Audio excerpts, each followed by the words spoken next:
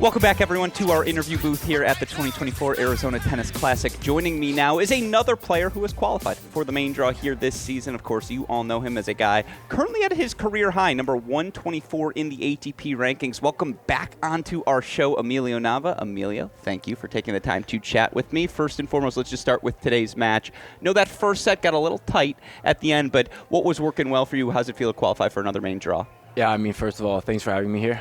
Love coming back every year and just talking to you, honestly. And, yeah, I love this club. I love this site. I mean, I've been here 3 years in a row now. So I don't know if that's a good thing or a bad thing, but I'll take it as a good thing, you know. So it's another opportunity, more matches. And slow courts, you know, it's nice. I like it. The weather's nice.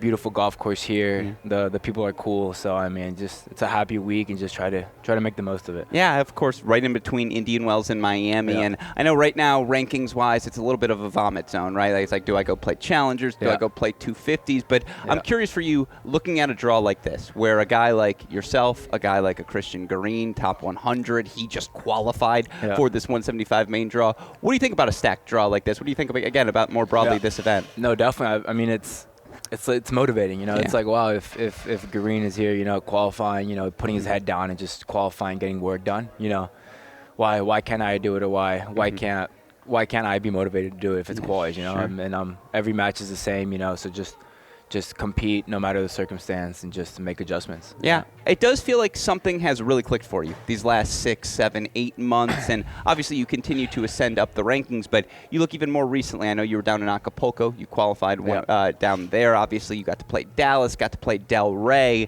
How do you feel about your level more broadly here to start 2024? Yeah, I mean, I think I started down in Aussie. I lost to Big Terrence. Great guy. He's good. Right? He's good. He's pretty good, yeah. But yeah, I mean, me and my coach, we decided to just, you know, play a lot of matches. You know, we'll play better from playing more matches. So yeah, I played Cleveland, Dallas, Del Rey, Los Cabos. Took Acapulco off, but you know, playing those matches consistently, I think is a really positive thing, because you can only improve. You know, you know exactly what to improve. And I've won some decent matches, and I'm super happy. And now we just gotta keep it rolling and just try to maintain that same level throughout, you know, just week in, week out. I think is the key. When you talk about maintaining that level, having watched you play, and again, I got to see you in person in Cleveland, now getting to see you in person here, you've always taken big cuts from the baseline. You've always been able to play power tennis from there, but I feel like there's a new component to you in how well you're moving forward to the net. And I noticed, particularly early first set today, that seemed to be an emphasis for you to try and get in, to try and volley more comfortably. Yeah. Has that been something you've tried to incorporate more in your game? Yeah, most definitely. I've worked a lot on my volleys, you know, trying to make that almost a staple of my game now, right? So we've been hard at work, and I think it's really paying off. So I mean, I've coming up to the net nice, you know, just trying to stick volleys, and I mean, I'm gaining more and more confidence the more I do it. You know, you're gonna miss some, you're gonna make some, they're gonna pass you too good, you know. But as long as you keep coming up and you keep, you know, putting yourself in that environment, I think you have only room to grow. You know? So. Well, it's so interesting to hear you say that, because it's easier said than done, right? And what I mean by that is, I think maybe 18, 19-year-olds you would have gotten past, and the whole crowd would have heard that you gotten past. You might have let us give us a little something verbal to let us know. Obviously, you're still going to get frustrated in the course of a tennis match. Everyone will. But it does feel like you have reined that in, and that has been a particular focus as well, is just consistency, not just in level, but consistency mentally as well. And am I onto something here? Was it Cracked Rackets that posted me in Stanford? No, I don't think it was us. Yeah, I hope it wasn't us. Yeah, not guilty, I promise. yeah, no worries.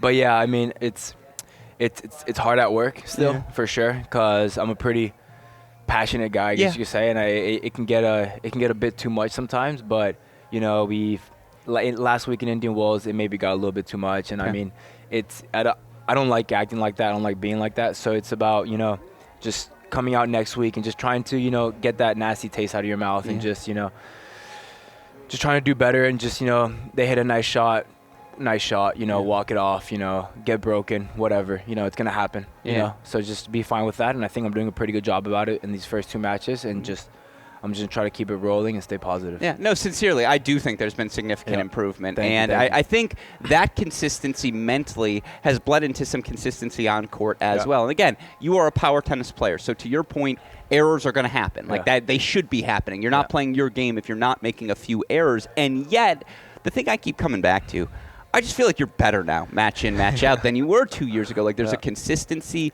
The base level is higher than it was. Are you feeling that way on court? Is there maybe not renewed confidence, but added confidence as you've continued to progress? I think slowly but surely there is. I think every match I step into, I feel a little bit better and try to do it a little bit better than I did the last match. Sure. And I feel with that mentality, just trying to beat yesterday, I think is a good way to look at it, and that's what I'm trying to do. And I'm hard at work mentally and physically. It's working. And again, right now it does feel like we're in a spot. There are a bunch of guys your age who I'm sure you grew up with around the junior game who are all making these rises, right? Obviously, Sinner's your age, and he just won his first slam. But you mentioned Terrence Atman, like that's another guy, 22 years old. He is on the rise right now, and I could point to all these different examples. How motivating is that for you? Is that something that are you monitoring a few guys here and there where you're like, oh, I know him. He just had a big result. It's my turn now. No, definitely. I feel like towards the beginning of my career, it was a little bit more like, oh, he just won a future. Oh, I want to go win a future now. Maybe a little bit of not jealousy, but, oh, if he's doing that, why can't I do this? Sure. And I think slowly but surely it's starting to change into, good for them. What are they doing correctly? What's Terrence doing that maybe I'm not doing? So I'll try to watch a match. I can learn so much from Sinner. Unbelievable player, unreal backhand. So I mean, it's trying to watch the matches now, and now it's like, okay, why does he hit that shot so well? So I'm trying to learn from that and just keep learning every week, and I think that's the goal. I've 10,000 matches going through my head at all moments. The reason I bring that up is I want to bring up a specific example, and correct me if I'm wrong. You had Casper Ruud, right? Early U.S. Open. That was you. Sure. I just want to make sure I'm not missing this up. Sorry. The first two sets were unbelievable level of tennis. I thought it was top 10 on both sides, and I'm curious what you learned from a match like that, what it was like to match up against a guy who, a year prior was in the final of that event. Yeah, it was tough, but luckily I go into that match with a lot of matches under my belt, so that was also my confidence as well.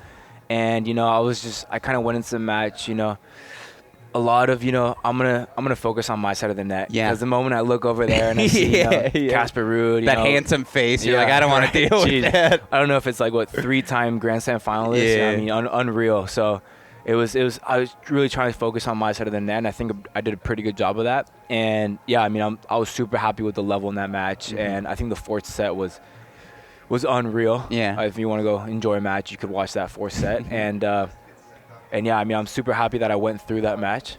And I think in my next 3 out of 5 match, I'll be more experienced, and I'll know what to do a little bit more now. What's the difference between playing a guy like Casper and playing a guy, like I'm blanking on who you played today, a Vic Capriva? Like, is it that big of a difference? Is it 4 or 5 shots on the margin? Like, what did you see? I think tennis now is becoming a little bit more, the gap between I would say maybe 10 and 150. Or maybe 15 and 150. Sure. It's. I mean, you saw yesterday with Nardi being Djokovic. Sure. I don't know. It's the level's very high. Especially in the challenger levels, especially in the challenger this high. The level's super high. But I think it's the mentality. Coming out every single point. No matter what happened the point before, they're gonna be there 100% every single point. So, just trying to make that consistency every single shot, every single points every single day, every single match, is the way to go. What do you think's the next step for you to get there? How do you become that consistent? That obviously ranking wise will take care of itself, but exactly. what are you focused on to get there? I mean, like I said, I feel like there's still so much to learn, and game wise, I still gotta get some bigger legs for sure. but That's a good observation. Get a little faster.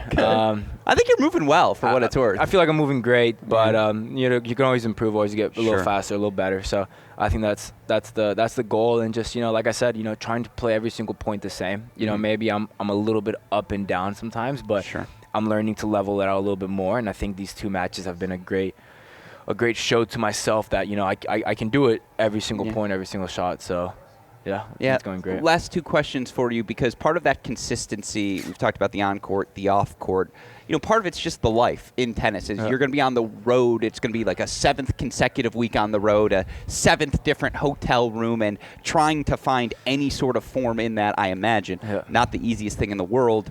Have you adjusted to life on the road? It's been, again, a year and a half, 2 years at this challenger level. Have you become more acclimated? Has it helped your tennis? I think so. I think more towards the beginning, I was very anxious to play these challengers. Sure. And now it's a little bit more, I'm playing them a little bit more consistently. And, and now I'm trying to, kind of get out of them, even though the level's so high. And it's okay to be in them for a while because the level's so high and you can really improve at the Challenger Tour.